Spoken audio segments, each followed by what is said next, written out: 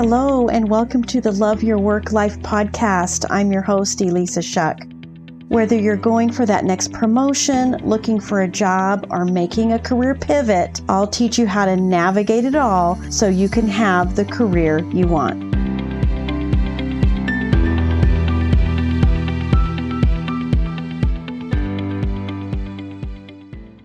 This is Love Your Work Life, episode 123.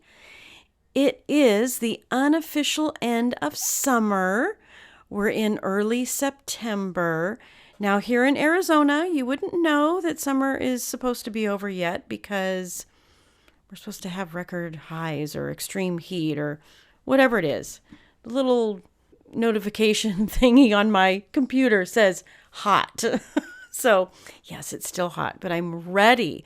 I'm so ready for cooler temps, being able to hang out outside and enjoy just fall coming. And this time of year is also back to school time. Back when I was in retail, I worked in the children's shoes industry, both on the retail and wholesale side of things. And yeah, the weeks leading up to this were insanity. It was really our holiday season, if you want to think about it like that. That's what we experienced in the weeks preceding school. But today's episode isn't about the adventures of the children's shoes industry. It is a little bit about the adventures of childhood because I want to talk about paradigms today. And I want to talk about how paradigms that you developed as a kid going through school might actually be still active, quite active, and actually be influencing and controlling the results that you're getting in your life right now. That's why I have titled this episode, The Report Card Paradigm. Paradigms are ideas that have been programmed into our subconscious mental programs that have almost exclusive control over our habitual behavior. And I know you're thinking, how is it that what happened to me as a child going through school is still in play right now? And I'm excited to share it because it was kind of a weird epiphany for me even this week at how report cards are still controlling our behavior and our own ideas about ourselves. So when we think of a paradigm, as I said, it's ideas that have been programmed into us. It's this multitude of fixed concepts that are controlling our behavior. Our paradigms aren't developed in one shot. It is this continual conditioning that we've experienced over and over again. Unfortunately, a lot of this conditioning doesn't serve us really well. Report cards being one of them. Think about your childhood. Think about your education. Think about the conditioning that happened over the course of time, specifically as it relates to report cards. These measurements about how much we know at a given time about a specific subject. That's all they were. A test that you took and the grade that you got on that test was simply a measurement of information in your brain at that particular moment in time. Yet, how many of us developed our self-concept based on report cards? Did you get a C? Did you get an A? Did you fail? What were the consequences of A's, C's, or failures? This is the kind of conditioning that we've had, and it continues to be in play in our current behavior patterns because it's a paradigm, and paradigms live in our subconscious mind. And until we make a conscious decision, an intellectual decision to reject certain thoughts, to reject certain concepts that we've been exposed to or continue to be exposed to, then the paradigm is going to live in there unchanged and affecting our emotions and affecting our results, what we are willing to pursue.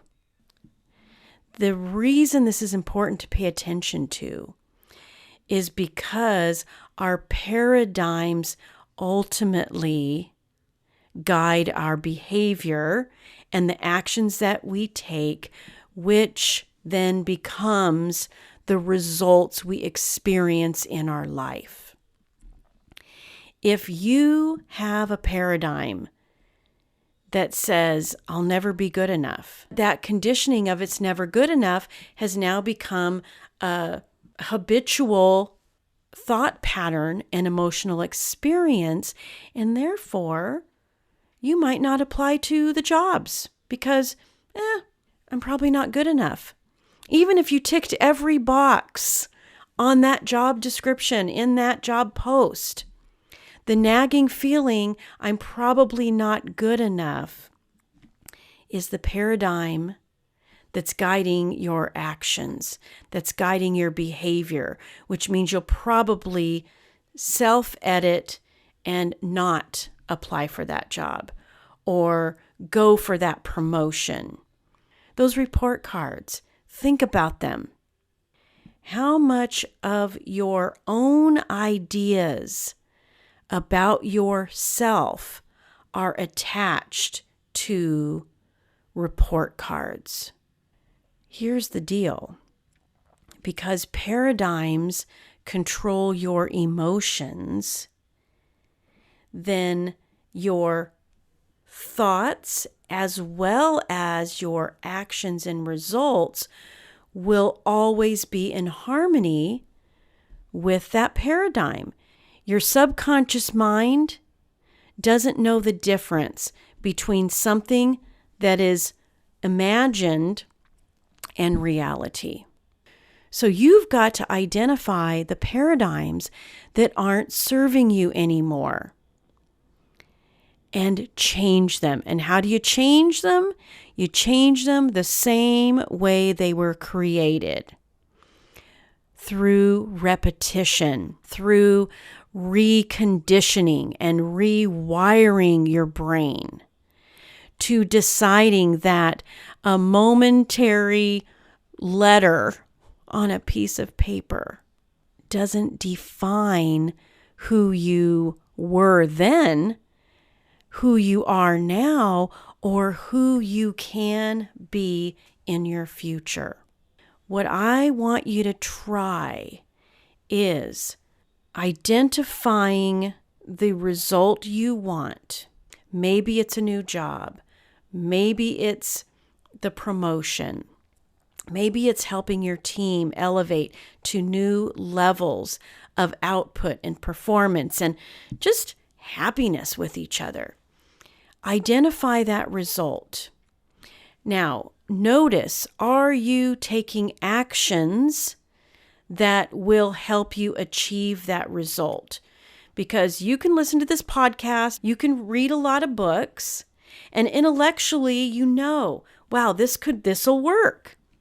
But the reason you're not taking action on what you are putting in intellectually is the paradigm that sits between actions and thoughts. So let's get practical. How do you change the paradigm? How do you change that emotional state, that subconscious self-concept that's keeping you stuck where you are? You do it the same way that was happening to you all those years of report cards, but instead of allowing other people's thoughts about you to reinforce a paradigm, you consciously choose your own thoughts about you. Your conscious mind has the ability to accept or reject information. Now you get to be intentional about the information that you put in and change the paradigm through better thoughts, through deliberate thinking, and choosing what you want to feed into that subconscious that you didn't have a choice of when you were young and you were being conditioned by report cards. And the caveat to all this is it's not just choosing the thoughts one time. It's choosing them over and over and over again and reconditioning your mind with this new information. The information, the thoughts you are deliberately choosing. Just like those darn report cards and the subtle and not so subtle messages that came along with those report cards of how valuable you were or not, of how worthy you were or not, conditioned you for the paradigm that you're living right now. You are not your report card, my friend. If you're like I was and had report cards that were straight A's that got you stressed out starting in 6th grade and falling into people-pleasing behavior, or if you're someone who had average report cards and you started to think you were an average person with not much potential or opportunities to advance and create and move forward. None of it is true. Stop living in paradigms that aren't of your own making. Start paying attention and changing the paradigms so that you can do all of the things and create all of the results that are rolling around in that brain of yours. So your assignment for today is to write out 10 new thoughts in present tense that describe the person that you want to be. I love the way Bob Proctor put it. He always suggested starting out every new thought with, I am so happy and grateful now that I. What could you add after that? I am so happy and grateful now that I have a new job that values me for what I am and allows me to contribute at my highest level. I am so happy and grateful now that I have a self-image that truly aligns with who I know myself to be. I am so happy and grateful now that I have a team that works together cohesively, that collaborates, that is achieving their full potential on a daily basis and elevating the results that we're delivering to our company. My friends, when you craft thoughts like this and you look at them every day, even multiple times a day, you are planting those new seeds into your subconscious.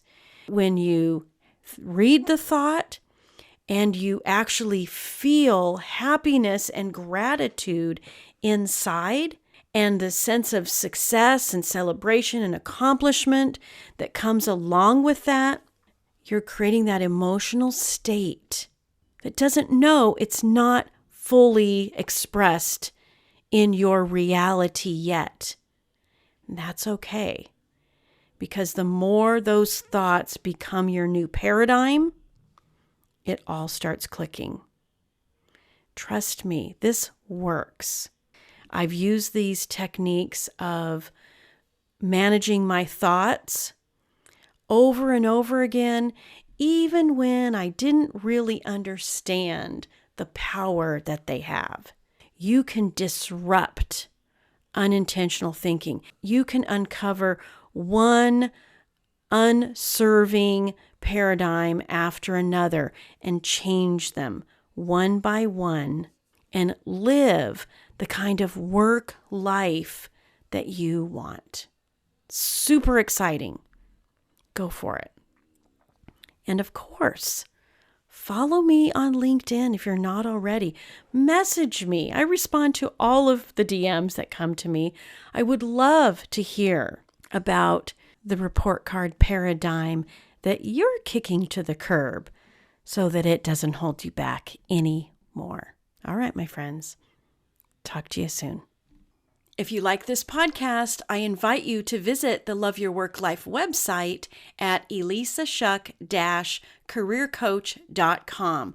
On the site, you'll find all the information you need to work with me one-on-one, as well as get access to my courses, Job Search Field Guide, and The Art of Stellar Interviews. I can't wait to help. I look forward to seeing you there.